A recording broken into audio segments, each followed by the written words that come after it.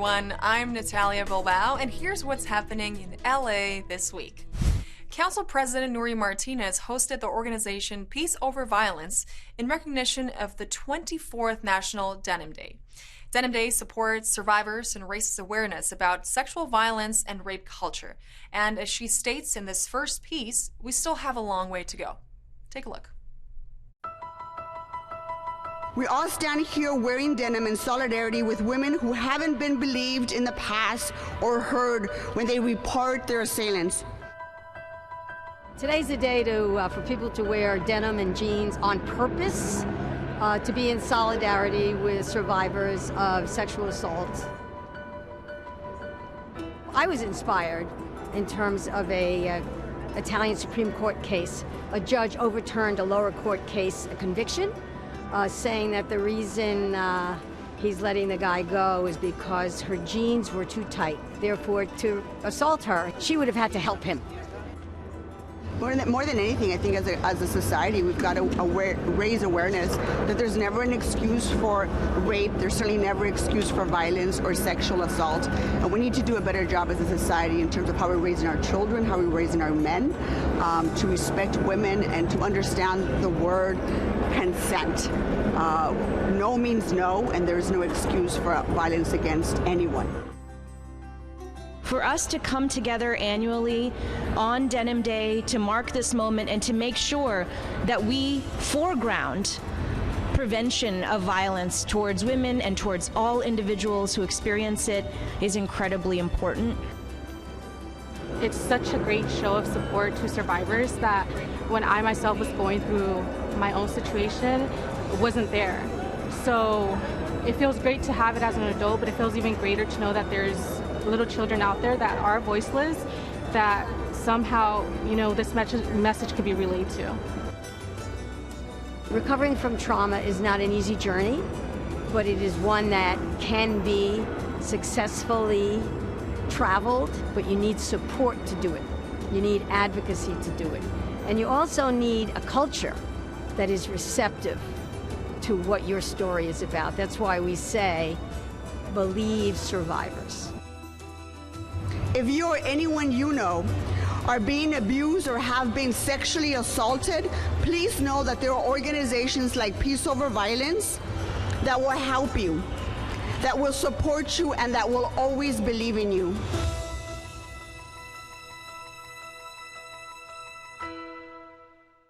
Ashiro is a woman who has demonstrated leadership, pride, volunteerism, and commitment to her community in a remarkable manner.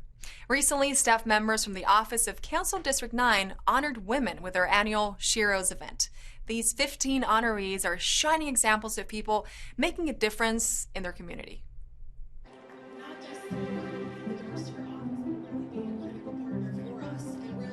Today we are here in Council District 9 honoring women that have been given back to this community during these times. So we're celebrating 15 women from Council District 9 today here with our Tribute to Shiro event, honoring their dedication and commitment to making our community better. During the pandemic, my team of mostly women, and it was all the women who are basically admin because we were on site, decided to continue our food distribution, which was weekly during COVID. And it was literally a group of like 4 to 5 women just doing it every week, unloading boxes, loading boxes into cars, reloading them. It was really a lot of work, but we wanted to do it because we wanted to be there for the community. And so today they honor our team for the work that we did. And honestly, we're very grateful for the honor, but the work we did, there's no way we couldn't have done it. That's our community, and we wanted to be there for them. I mean, I think the biggest impact that's had for me personally and professionally has really been just knowing that, I'm aligning efforts with our elected officials and with my community. And so being acknowledged by a council member's office is pretty incredible and was really a unique honor for me. I was born in Belize, and I came here when I was 15. And California is a beautiful place. America on whole is a beautiful country. And I believe as a female, we need to go for what we want. There's a lot of things because of our ethnicity, our color. But I want to just encourage ladies out there, young girls, who want to be a boss one day. Don't stop, strive for what you guys believe in, and always trust God.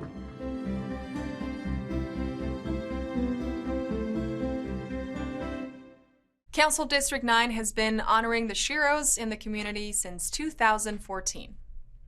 Councilmember Paul Krikorian took to the steps of City Hall to double down on the recent unanimous vote to reduce single-use plastic utensils. It is one in a series of measures being reprioritized in these relenting days of COVID-19.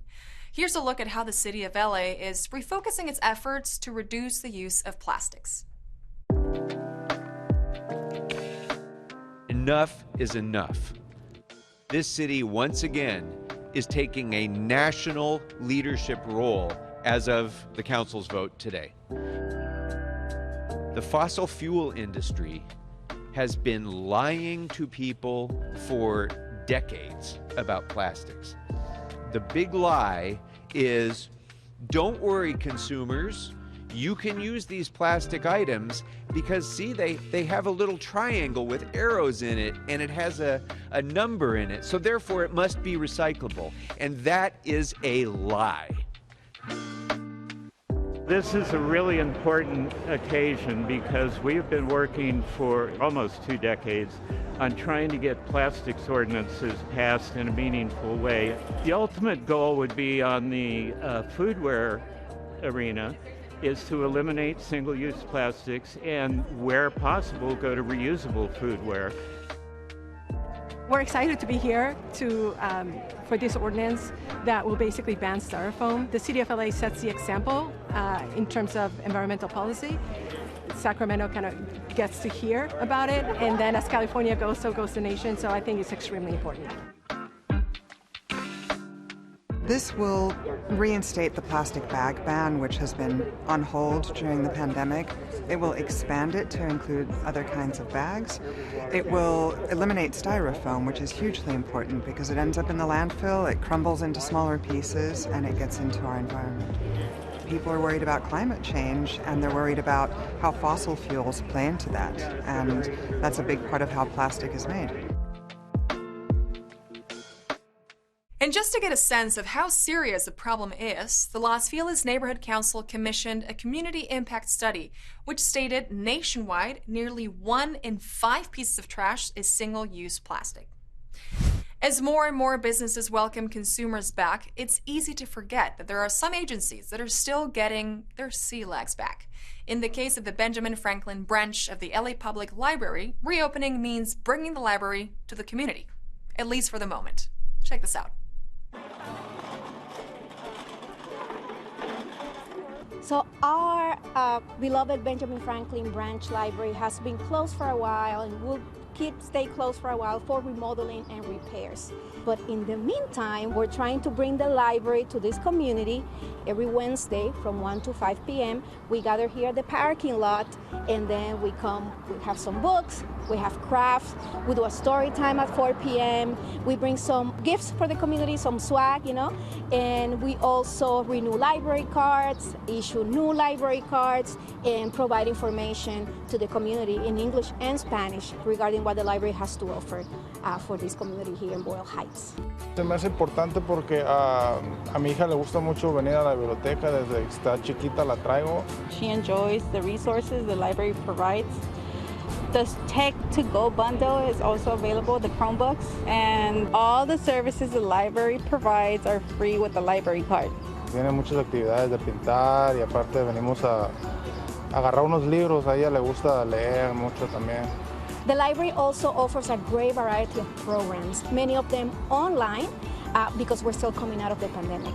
So, from yoga to arts and crafts to cultural programming, you can find everything for all ages, from babies to our older adults. So everything's on our website. Many of them are, like I mentioned, are via Zoom or via social media, and we're slowly also resuming in-person programming. And many of our branches also offer to-go kits, so you can take a kid and do the program at home with your family.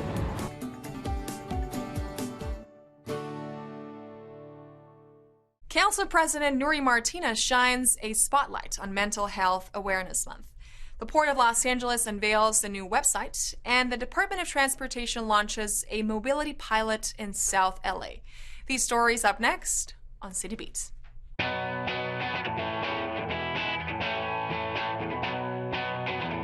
In honor of Mental Health Awareness Month, Council President Nury Martinez is encouraging Angelenos to reach out for support if you are in need.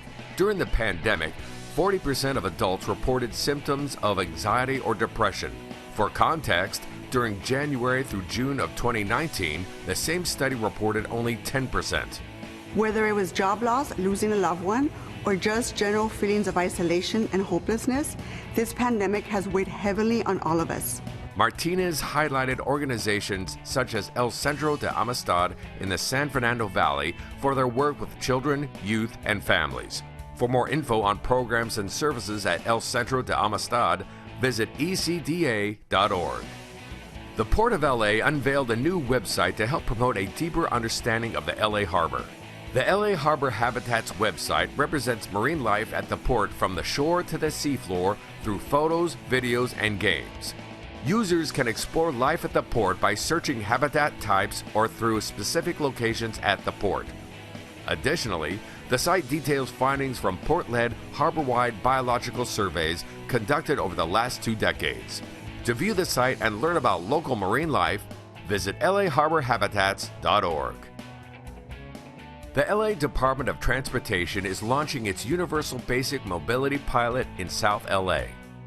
The program will bring e-bikes, shared EV cars, on-demand EV shuttle service, and subsidized metro fares to residents within the area.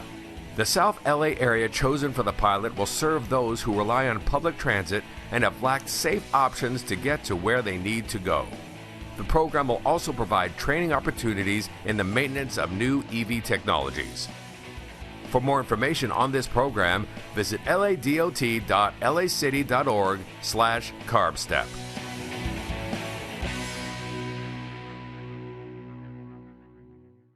Discovery Cube LA recently celebrated the launch of Cube Studios at their Sylmar location with a special field trip for students at Haddon STEAM Academy. This exhibit provided young visitors from Council District 7 with a hands-on experience of how the news is reported and produced. The Discovery Cube is a place where we turn the experiences of science, technology, engineering, and math into playthings that children can experience and get excited about. I was predicting the news on pollution that's happening around the world. Me and my friend Viviana were actually talking about how we could prevent that from happening. Honestly, I felt a little nervous because I've never been on camera, but then again, I also felt very confident because I would be telling the entire world how I felt and how our world is being hurt. I think it's a really great opportunity for the kids to kind of explore something that maybe will spark an interest in them. These are STEAM magnet students, so this is something that's right in their wheelhouse. They love technology, they love to see how things work. I can really see them just taking this and enjoying it. Una de las cosas que tratamos de hacer es enseñarle a los niños especialmente los diferentes empleos que pueden tener cuando crezcan. Tenemos diferentes exhibiciones interactivas que le enseñan cómo pudieran hacer ese trabajo ya en un futuro. A lot of ways that children can learn, but only a few ways that they can get very excited about something. And science, technology, engineering, and math are difficult concepts to get excited about unless you have things that you can touch and feel and play with and experience. And the Discovery Cube offers a place where children can play with these wonderful tools, experiment, learn, and get excited and hopefully pursue a career in these fields that are incredibly rewarding and can make this a better planet for all of us.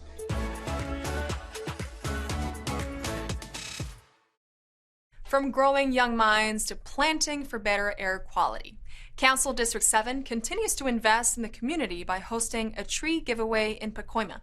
City Plan spearheaded a recent event which included shade trees, fruit trees, and maintenance information. Angelenos at the event jumped at the chance to grow a healthier environment. Take a look.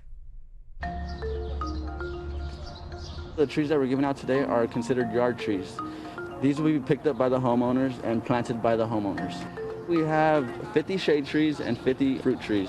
Shade trees varies. We have different species. We have up to 5 different species. Pues es que nos dieron la invitación para venir a recolectar unos arbolitos y necesitamos árboles en nuestras llamas, pues prácticamente por el oxígeno y el medio ambiente. Es lo más importante y tener árboles frutales para comer frutas orgánicas. The apricot tree is about 7 years old now, and the last 2 years we've got quite a bit of fruit. Whatever the birds don't take and fall to the ground, but yeah. If you're not able to make it today, you could always go on their website, cityplants.org. You're always able to sign up for trees there. We also have another program called Street Trees. So if you want trees inside the front of your parkway on the sidewalk, we do the process of planting and taking care of them for the next 3 years. But all of that can be found on cityplants.org, and I'm pretty sure you could also find upcoming events on there as well. Once you sign up, we do the process of getting the permits, doing the digging, planting the tree. All that we require is for the homeowner to pledge to water. Watering is very important. If the tree is not getting any water, it's going to die pretty quickly, especially being here in the valley and it's high temperatures. You need to water almost every day.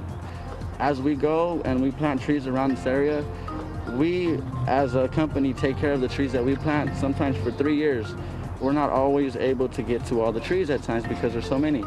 So when I say group effort, I mean with homeowners and people in the community. If you see a tree looking dry, give it some water. A little bit of water goes a long way, and you'll see the difference. It's a great program. It's a great program to take advantage of. Fruit trees are always great to have in your yard. It's very good for the community to bring up these shade trees as well. Es la belleza más hermosa que puede haber en la tierra.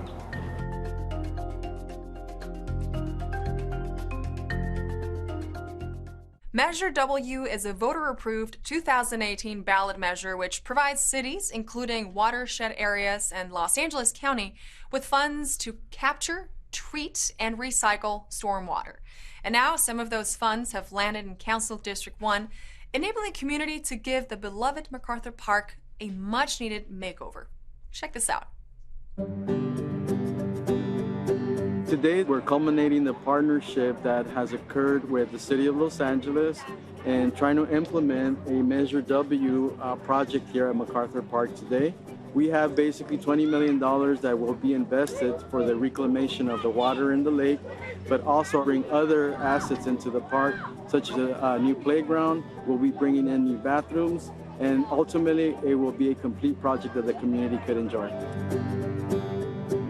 We are doing the community engagement at this park for the new stormwater capture project that's being worked on to be able to capture rainwater, which we desperately need to do everywhere because we're in more severe drought than we've ever been. It's a very exciting project because it's going to be underground, and the purpose of today was to inform and educate the community all the exciting things that are taking place in the park.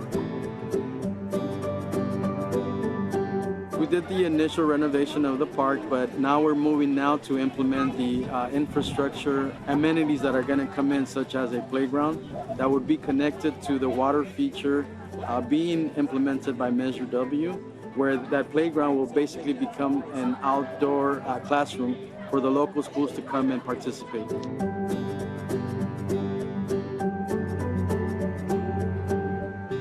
This park is gone through a lot of transition.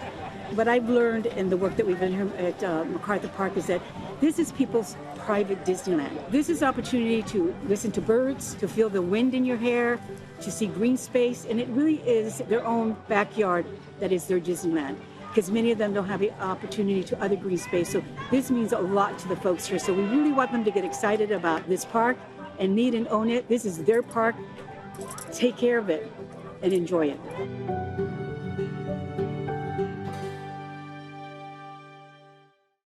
Councilmember John Lee teamed up with city departments for an eco-friendly, family-focused day in the outdoors. He took up an invitation from the Chatsworth Nature Preserve for its Earth Day open house event. Well, it is Earth Day today here in Chatsworth, and they've asked the local people to come out and represent and acknowledge the fact that they were the first people here in this area. And also to educate people as far as the ecosystem here, you know, the water systems, the animals that run through here.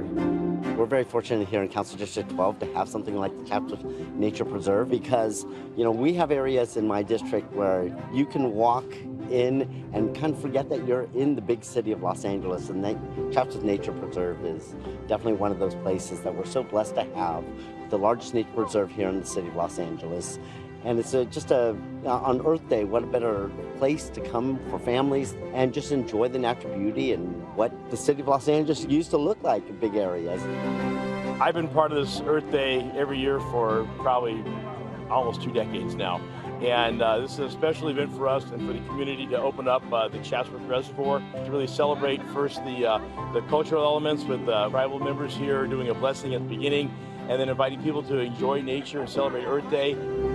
But I'm just very honored to be here, and I'm thankful because when somebody asks you to come out and represent your people and to educate the people and make awareness of what's going on out here, I think that's very, very important, and I'm honored to be out here to do that. I hope that folks come in here and really get to enjoy nature, you get to be exposed to those things they would normally not see up close, and really appreciate the environment that's been here before us and how we can take care of it and do a good job of being stewards in the future.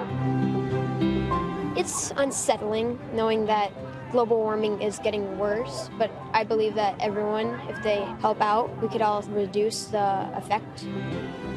It's very important because, I'm one of the people that live on the planet, so if the planet dies, slowly all the trees and animals and everything is going to die, but we can help slow that down. We want to make sure it doesn't happen for a long time. Whether you're young or old, it's never a bad time to learn how to be better caretakers of Mother Earth. And, this is just another perfect example and why it's so important that we, invite all the community to come out here to show them what it is that we're doing out here and, what it is that we're fighting so hard to preserve. And, again, we're just very fortunate in this district that we have areas like this to celebrate a day, like today. The National Bar Association describes notario fraud as an individual misrepresenting their qualification to offer legal advice, which often has severe implications for immigrants. In fact, the number of Angelenos that have become victims is on the rise.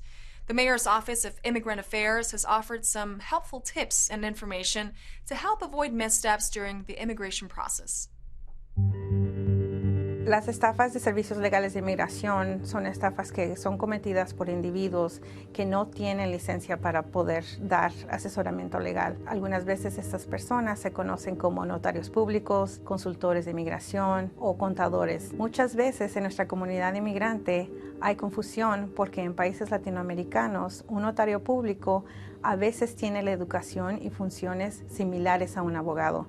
Pero en Estados Unidos, un notario público no puede ejercer como abogado, no puede dar asesoramiento legal y no puede representarle en la corte. Algunos ejemplos comunes de este tipo de fraudes son, por ejemplo, estas personas dicen tener conexiones en agencias gubernamentales y que pueden agilizar su caso, o meter una aplicación para una visa U o asilo político sin tener la mínima idea si usted califica o no. También pueden decirle que por tener 10 años de vivir en Estados Unidos puede obtener su estatus migratorio. Solo un abogado de inmigración puede darle ese tipo de consejos.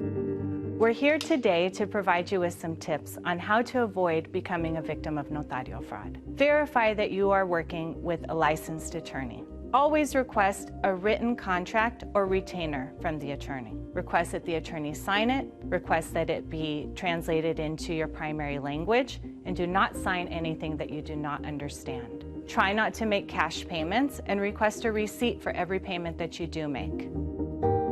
Encontré un abogado de una estación de radio local que ofrecía servicios de inmigración. Entonces lo contactamos y empezamos el proceso con él. Tenemos más de 20 años y le hemos pagado alrededor de más de $100,000 y no nos ha ayudado nada. El abogado solo nos promete que sí, que nos va a ayudar, pero que inmigración es un proceso muy largo. Ahora nos hemos dado cuenta que él no es un abogado. Mi consejo para todas las personas que cuando vayan a buscar un abogado para trámites migratorios, que por favor se informen, que busquen ayuda, que pidan referencias a la barra de abogados para saber si ese abogado es calificado o no. If you have been the victim of notario fraud, you should seek a free legal consult with a licensed attorney to see if you have a path forward in your immigration case. You can seek out the services of a nonprofit pro bono organization who can offer free legal services, or you can also seek out the assistance of a private immigration attorney, many of which offer free initial consults. Lo más importante es tratar de prevenir el fraude de servicios legales antes de que suceda. Aquí en la ciudad puede acercarse a nuestra oficina para meter una queja si es que ha sido víctima de ese tipo de fraude. Join the Asian American Pacific Islanders Heritage Month kickoff with us live on LA City View. The Chinese American Museum invites you to its permanent exhibit, and the Interact Theater Company has library-sponsored stage readings. All this up next on Things to Do.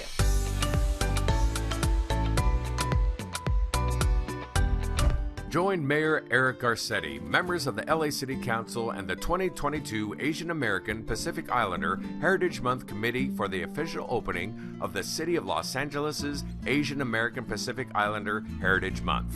This virtual celebration will include special performances as well as presentations for the 2022 RISE awardees, recognizing individuals from the entertainment, nonprofit, labor, journalism, and small business sectors. Be sure to catch the Los Angeles Asian American Pacific Islander Heritage Month when it streams live on Channel 35's and Councilmember John S. Lee's Facebook page.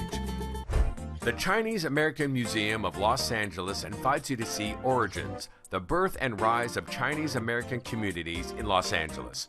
This permanent innovative exhibition celebrates the growth and development of Chinese American enclaves from downtown Los Angeles to the San Gabriel Valley.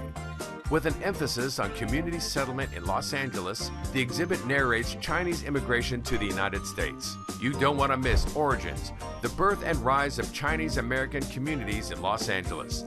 For more details on this installation, visit camla.org. Join Interact Theater in partnership with LA Made and the Department of Cultural Affairs as they continue to present a staged reading series of Tony Award winners for Best Play. On Saturday, May 14th, the Interact Theater will bring you the Best Play Award from 1986, Herb Gardner's I'm Not Rappaport, directed by Rob Adler. The Interact Theater Company is an ensemble of professional theater artists bringing bold works to the LA stage and on the web, specializing in world classics and new American plays. The Interact Theater Company's staged reading of I'm Not Rappaport happens Saturday, May 14th, beginning at 1:30 p.m. at the North Hollywood Amelia Earhart Regional Library. For more information, visit lapl.org/events. And that's a look at some things to do. And that's it for this edition. I'm Natalia Bilbao, and from all of us here at LA This Week, thank you so much for joining us. A reminder that you can catch us online at lacityview.org, and we're also on Facebook, Twitter, and YouTube. See you next time for more LA This Week.